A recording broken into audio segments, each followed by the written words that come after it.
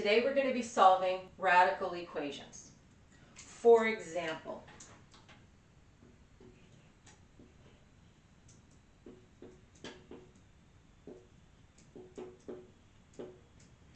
so I want to solve for x, right? Okay, so understand something.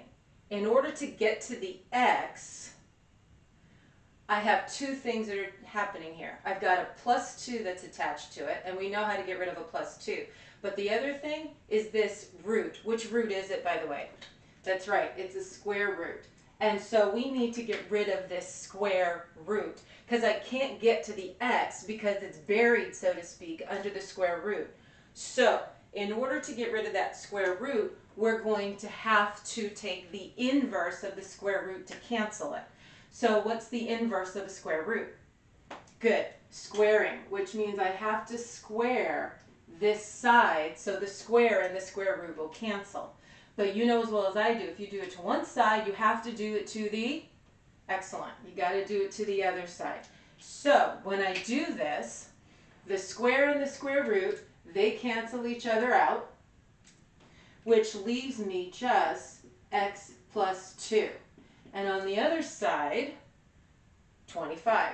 Good. And now you've got a very simple equation to solve. And in this case, you end up with x equaling 23. Good? Okay, let's try another one.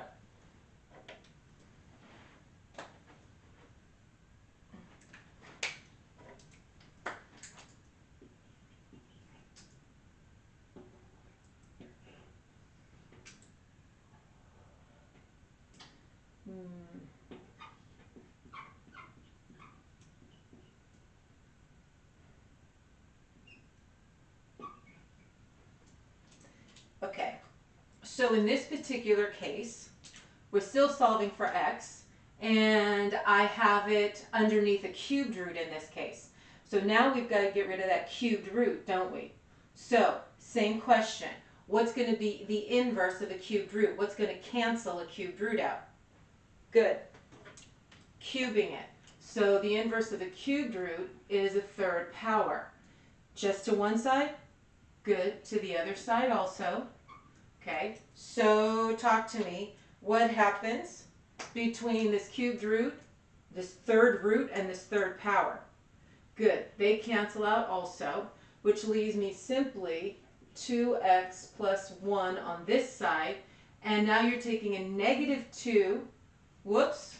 See, this is why sometimes I need you guys here in person. That's a cubed. That's a third power.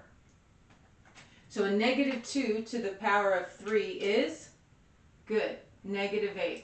And then you've got a nice simple little equation to solve, minusing the 1 on both sides, right?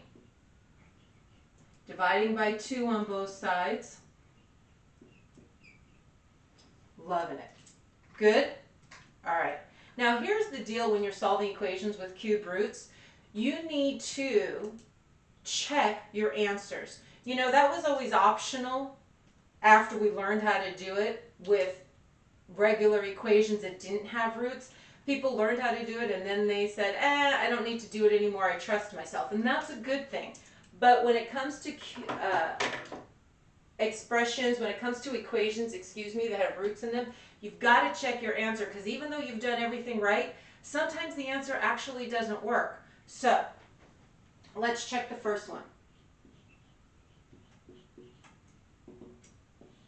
I need to take this 23 and plug it back into the original problem.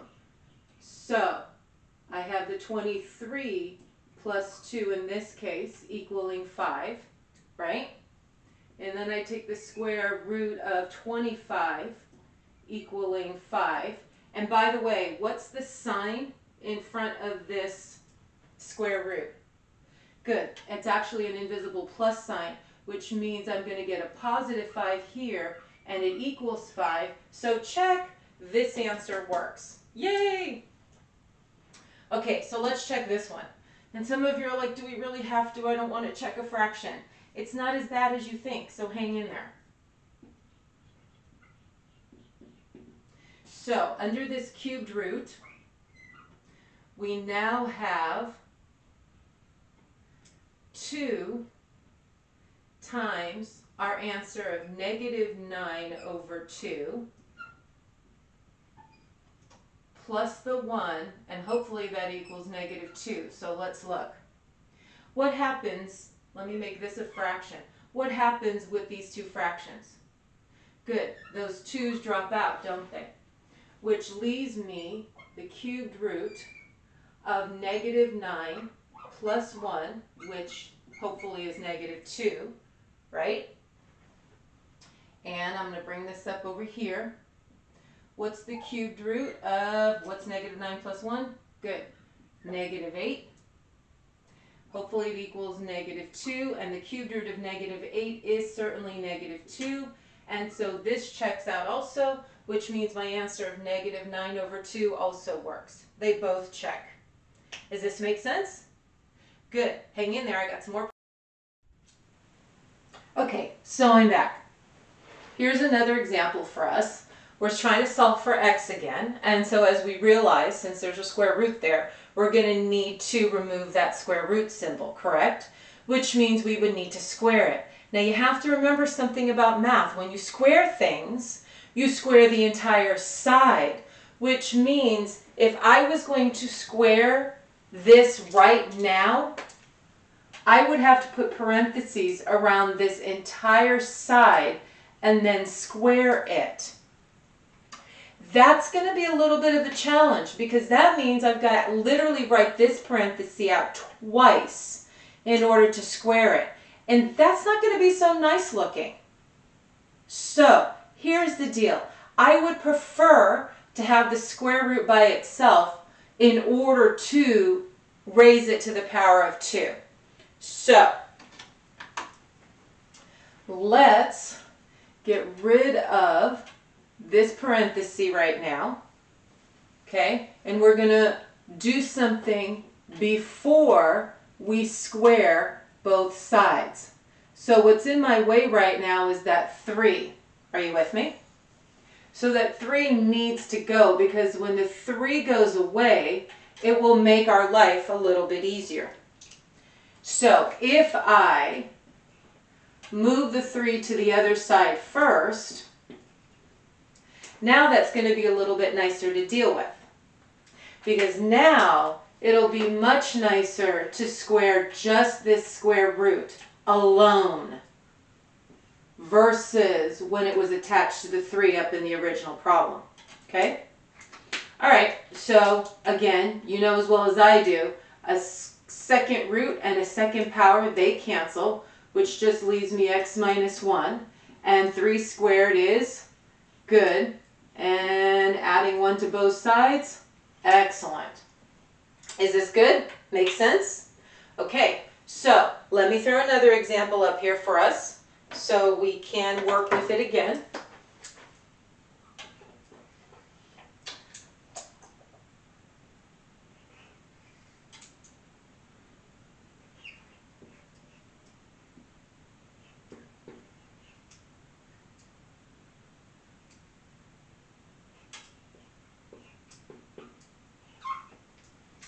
Okay, so again, this is a second root.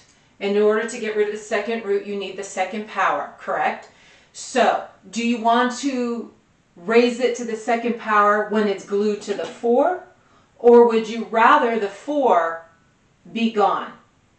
Good, you want the 4 to go. So, I am going to take this 4 and I am going to move it to the other side.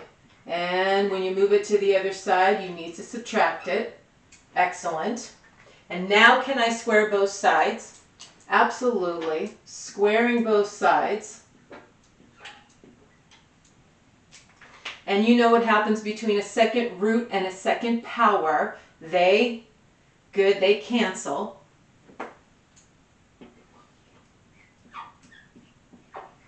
And negative 4 to the power of 2. Excellent. And from here, you know as well as I do, you have to subtract the 3, and then you finally get to divide by 2, right? Okay. Now, are we done? Good, we're not done, because we need to check our answers, don't we? So let's come over here to the first one. And let's check this answer. Remember, when you check it, you always go back to the original problem. Always go back to the original problem. Never any other line. Always back to the original problem. So I'm going to check this first problem. I'm going to take this 10 and I'm going to plug it into this x. So I have the square root of 10 minus 1 minus that 3, and it's supposed to equal 0, isn't it?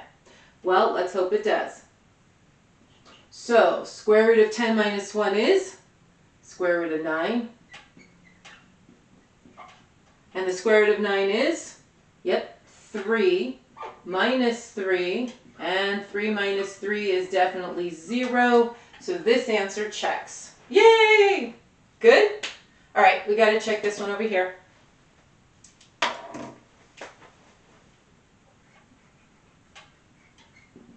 Okay, take your fraction, plug it back into the original problem. Always the original problem. So we have got the square root of 2 times 13 over 2 plus that 3 plus this 4 equals 0, right? Okay, so help me out. What happens between this is a 2 over 1, what happens between these 2's? Good, they cancel out, which means I'm dealing with the square root of 13 plus 3, and the square root of 13 plus 3 is the square root of 16 plus 4. And I'm going to bring this work over here. Square root of 16? Good, 4. So, and by the way, what's the sign in front of this square root? Yeah, when you don't see it, it's a positive sign, right? So I have a positive 4 plus 4, that's supposed to equal 0, and I end up with 8 equals 0. Does 8 equal 0?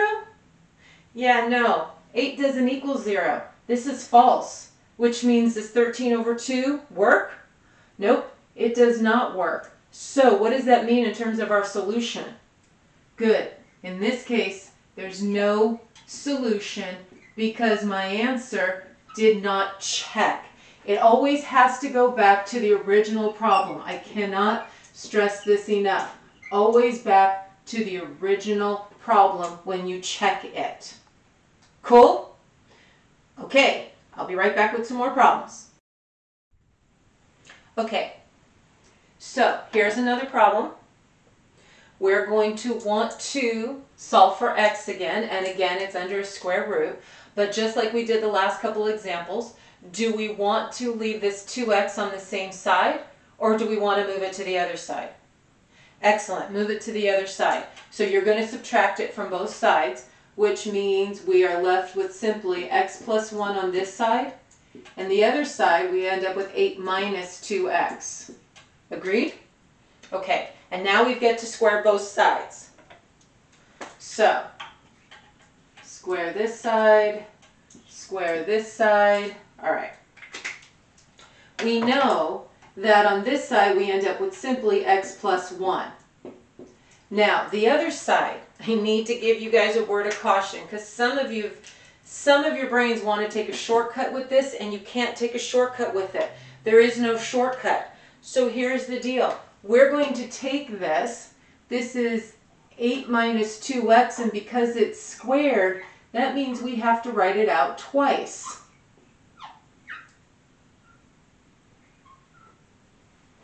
Which means you've got to do this distribution. Are you with me? So, yep, 8 times 8, 64. 8 times the negative 2x, negative 16x.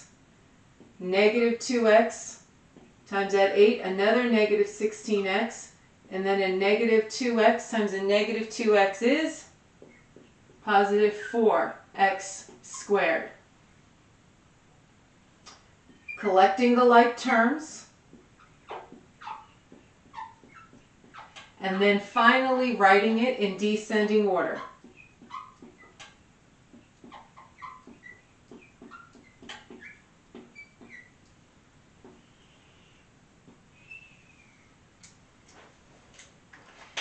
that is what is written on this other side. 4x squared minus 32x plus 64. That's what's on this side over here. Now, question is, what do I do next? How do I solve this? Well, you know there's a key on this line, and the trigger on this line is this squared. This squared tells me that in order to finish solving it, you're going to have to do what? Good, you're going to have to factor it, which means to factor correctly, you need to make sure it's set equal to what number? Yep, set it equal to 0, which means I have to minus the x and minus the 1 from both sides, don't I? Okay, which means I end up with a 0 over here, a 4x squared minus 33x plus 63. Cool? Okay, well this is a lovely problem to go factor, isn't it? So,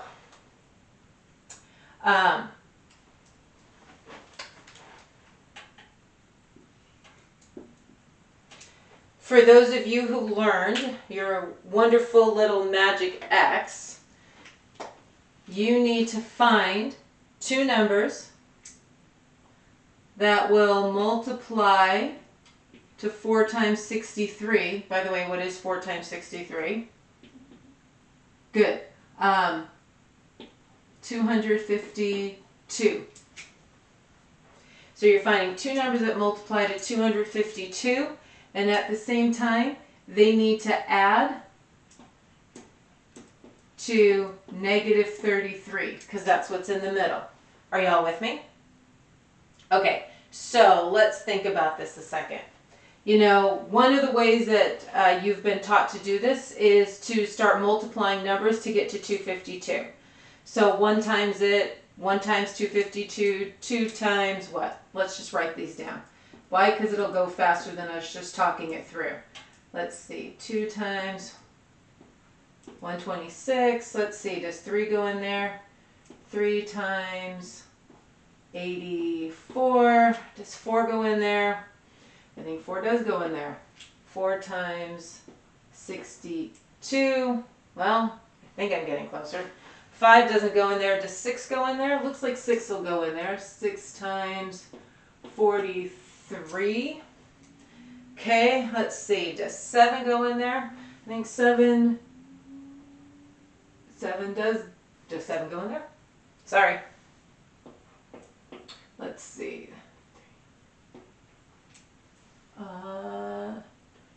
36. Okay, so working on it, let's see. Does 8 go in there? 8 goes in there. No, 8 doesn't go in there. Sorry, by 8. Let's see, does 9 go in there? 9 times...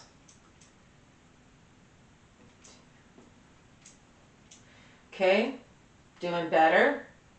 Let's see. 10, nope. 11, nope. 12, let's see. 12 goes in there.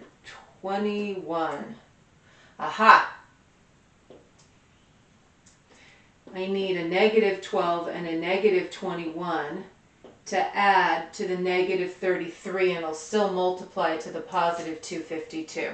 So for your magic X, those of you who have learned it, this is our combination. So we're refreshing you on factoring at the same time. So let's work on this together. So I'm replacing this negative 33x with a negative 12x and a negative 21x plus the 63. Remember, we pair up, correct? We pair up the first two. We pair up the second two. So we'll take a 4x out. Leaves us with x minus 3. Take out a negative, let's see, a negative 21 goes into both of those. We're left with x minus 3. And so this factors 2x minus 3 times 4x minus 21. That was not a very obvious factoring, but nonetheless, this is what it factors to. So remember, what do you do with both of these factors? Good. You set them equal to, excellent. You set them equal to 0. So let's see about creating myself some space over here.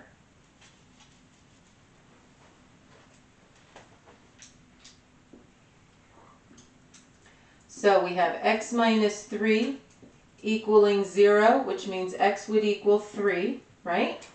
And then we have 4x minus 21 equals 0, which means 21, x equals 21 over 4. So,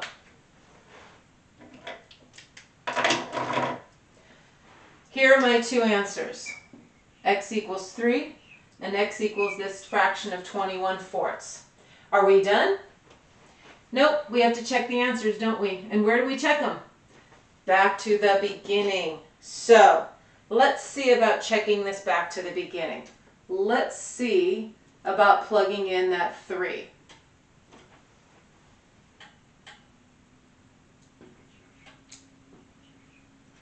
Okay, so talk it through. 2 times 3 is what? Yeah, that's a 6. Square root of 3 plus 1. What's the square root of, well, 3 plus 1 is 4. Square root of 4 is 2. Does that equal 8? Yes, so this answer works. Are y'all with me? Okay, so we still have to check the fraction. So let's see about the fraction.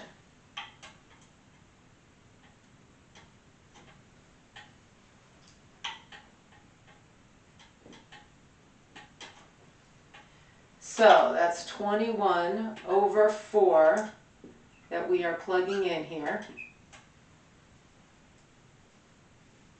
So, time to do some canceling, right?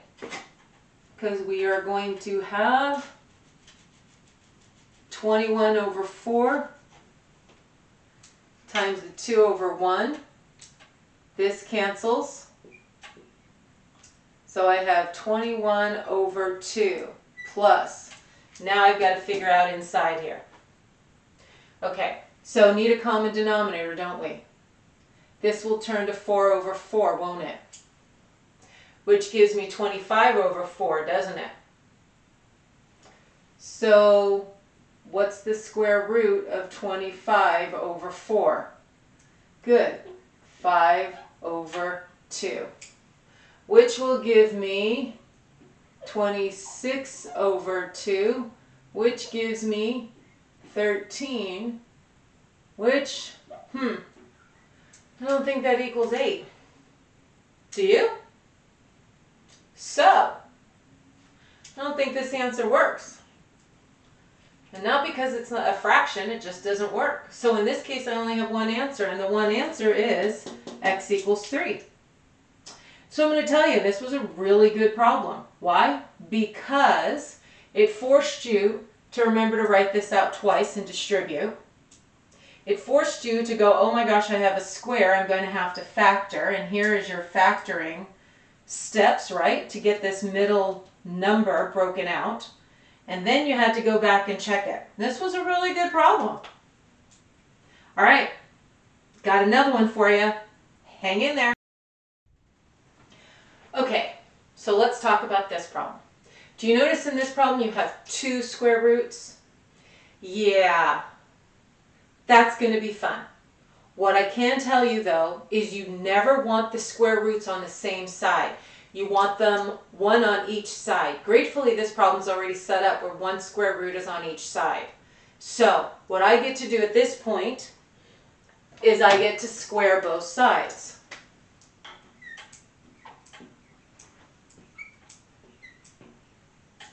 Okay, so on this side, the square and the square root cancel, and I'm left with simply y plus 5. On this other side, yeah, can you look at these two individually and square them? Good, the answer is no. You're like, why not? The minus sign keeps these guys glued together. They're super glued, which means you can't look at them separately to square them, which means you get to write this thing out 2 times. And then we get to distribute this lovely parenthesis to itself.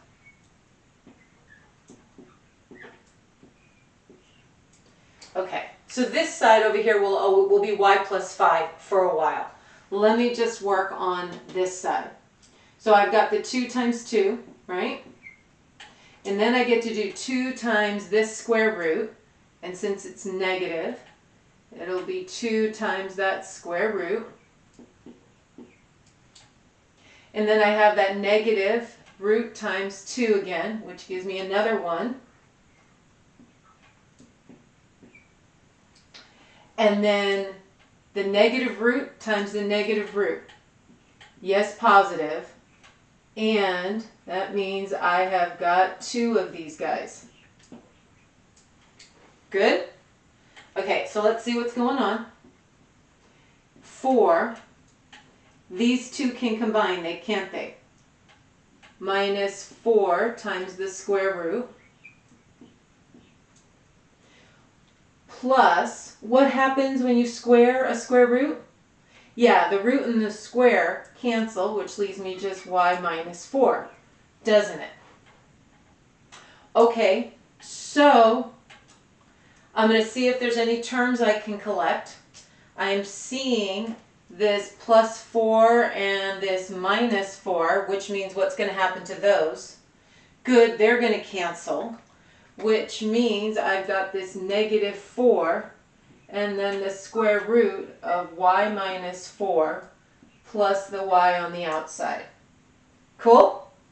And that equals y plus 5. Still, that guy was here the whole time. Interesting. So, the whole point of us squaring was to get rid of the square root. I had 2 square roots, and I squared, and I only got rid of one of them. And I still have 1 left. So what do you think we're going to have to do? Yeah, we're going to have to square again. Lovely! But do you want everything on the same side as the square root, or do you want everything moved over? Good. Let's move what we can over. I'm going to take this y, and I'm going to subtract it to both sides, which is going to leave me 5 on this side and negative 4 times the square root of y minus 4. Good?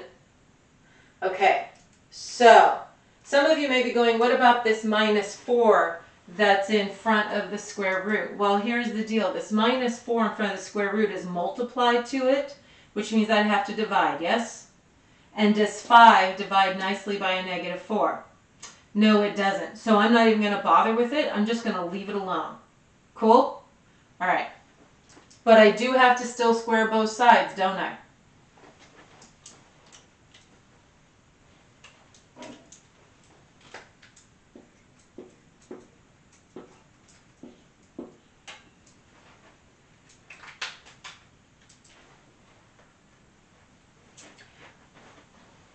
I'll be back in a minute to square both sides. Okay, so here's where we left off. Let's finish this off. So we're going to square both sides, which means I get 25 on this side. And now, over here, remember what we said. What's the operation between the negative 4 and the square root? Yeah, it's multiplication, which means the multiplication allows me to look at these two separately, which means I get to take the negative 4 and the square root of y minus 4, and I get to square them individually. Why? Because there's a multiplication sign in between them. That's the only reason it allows me to square them individually. So remember that. When we started this problem, the plus sign did not let me do this. but a multiplication, no problem. So I have 25 equaling negative 4 squared, good, 16. Square a square root, good, they cancel, which leaves me y minus 4. So it's boiled down to a very simple problem at this point, which is good for us. So let's continue with our distribution. Agreed? Need to get this y by itself, so move over the 64.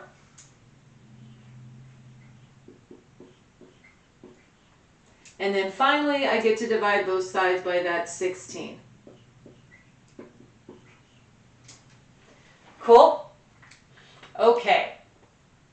Now, are we done? Nope, you gotta check it. So, I'm gonna leave that check up to you to see if this works or not.